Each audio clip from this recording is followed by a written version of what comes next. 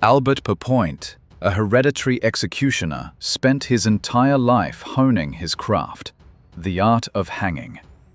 His name has gone down in history. He is the man who executed the most prisoners and even made it into the Guinness Book of Records. The film takes us back to 1939, to Pentonville Prison.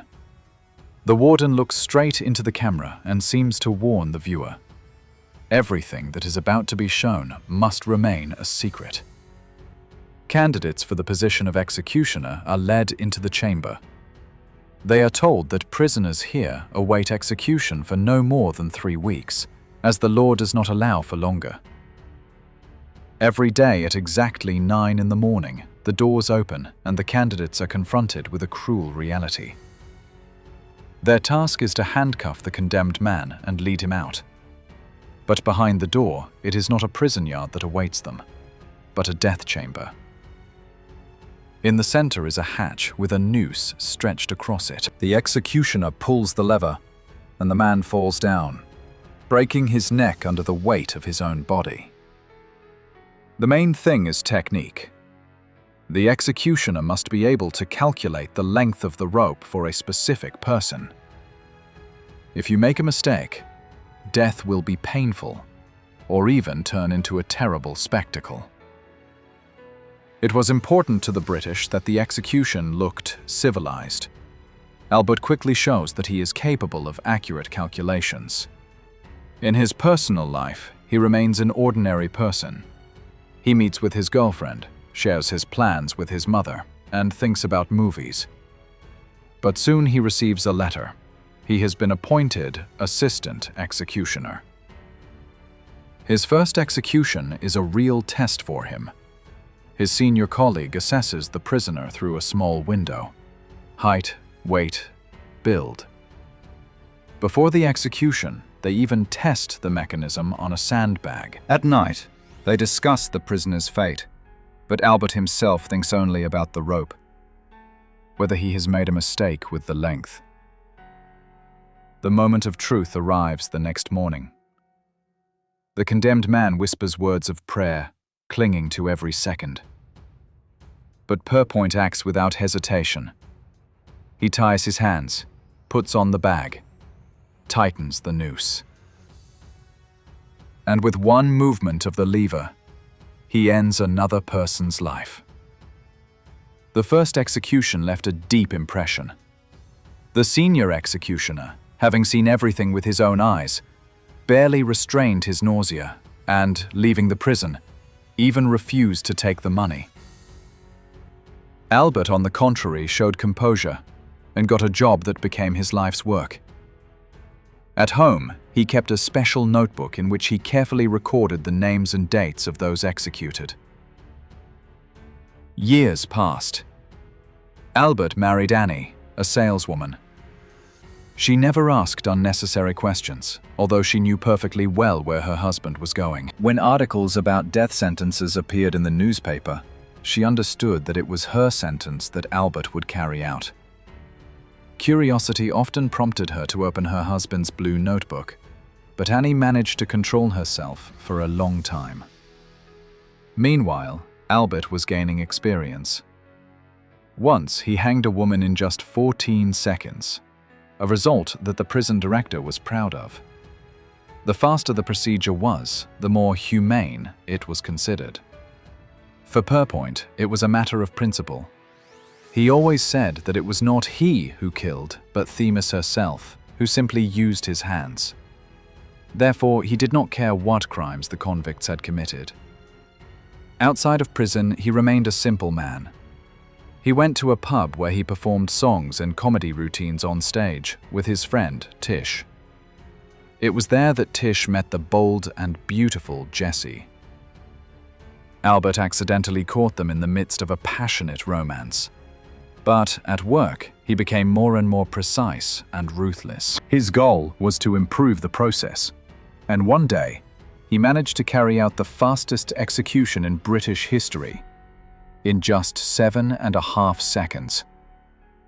This record was even entered into the Guinness Book of World Records. Meanwhile, Annie couldn't take it anymore, and looked into her husband's notebook. The number of names he had recorded shocked and horrified her. But at the same time, she continued to live a normal life with him.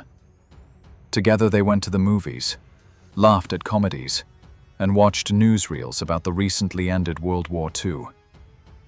Albert, looking at the footage of the arrested Nazis, involuntarily assessed their height and weight, mentally calculating the length of the rope. Soon Pierpoint was summoned to London. He was personally met by Field Marshal Montgomery, who entrusted him with a responsible mission: to go to Germany and execute war criminals. Not by firing squad, not by electric chair, but by elegant British hanging. Hearing this, Annie even felt proud. Her husband had become the best in such a grim profession. When Pierpoint arrived in Germany, he realized that the amount of work was much greater than he had anticipated.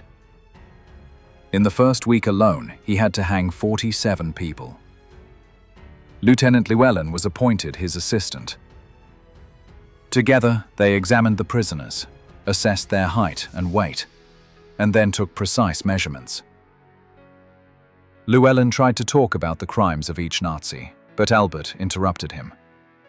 He didn't care who was convicted, or for what. He believed that his job was simply to carry out the court's decision.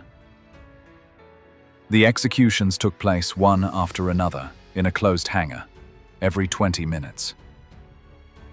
In front of dozens of witnesses, Pierpoint mechanically performed his work. To speed up the process, he even decided to hang 2 at a time. And yet, humanity remained important to him. When it turned out that there was not enough room in one coffin, Albert insisted on finding a new one, because even criminals deserve respect in death. Upon returning to Great Britain, Pierpoint learned that his activities in Germany had become known to the general public. Newspapers wrote about the hero who hanged the beast of Belsen with his own hands, the commandant of the concentration camp. His wife Annie suggested opening a pub with the money. Now crowds of people came to the establishment to drink beer with the very man who had killed dozens of Nazis. But with fame came a shadow. At one of the subsequent executions, Albert met the condemned Timothy Evans. He swore he was innocent. Pierpoint, true to his principles, refused to listen and did his job. It later turned out that Evans had not actually committed the crime. One day, on his way home, he found himself in the middle of a protest against the death penalty. The crowd shouted that he was a murderer and almost tore him to pieces. The paradox was that their humanism was much more fierce than the indifference of the executioner himself. Albert felt calmer in his pub.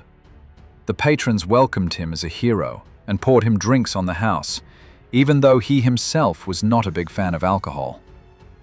That evening, Jessie, his friend Tish's former lover, came into the pub. She arrived with her new boyfriend, got into an argument with the regulars, and eventually called Albert a murderer with blood on his hands. Later, when the place had emptied out, Albert sat down with Tish and reminisced about the past. Suddenly, a woman entered the pub. She begged Pierpoint to save her son, who had been sentenced to death. His name was James Corbett. Albert was sure he had never heard the name James Corbett before. So when the woman came to the pub and begged him to help her son, he just waved her away. But soon an order came. It was Corbett who was to be executed. And when he looked into the cell, his heart sank. Tish was sitting in front of him. He confessed that he had killed Jessie out of jealousy. Now he was calmly waiting for Albert to carry out the sentence. For the first time in many years, the executioner lost his confidence. He tossed and turned all night, unable to sleep, and in the morning, his hands trembling, he searched for the key to the cell. Inside, he was met by Tish's calm voice, who even thanked him. Albert broke all the usual rules, and yet he did what he had to do.